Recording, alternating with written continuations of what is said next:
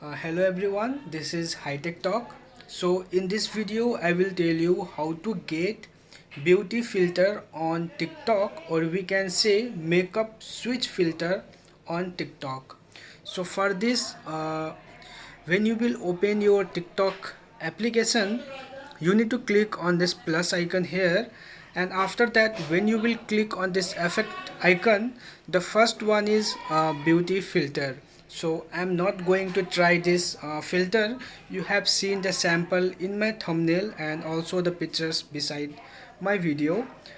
So if you are basically not from India, or maybe if you are watching this video after a month, then how can you search this filter? Is like, go to discover here and you need to search as makeup switch. So here many video will open.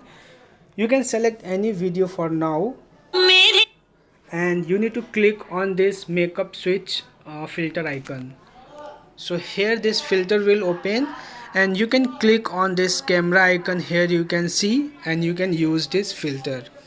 So even if you are not able to find this filter, basically if you are not from India, so in this case what you need to do, you need to connect with VPN. So if you want me to make a separate video on that one, so let me know in comment section so I can make a separate video. So thanks for watching this video. I hope this video is useful for you. Thank you.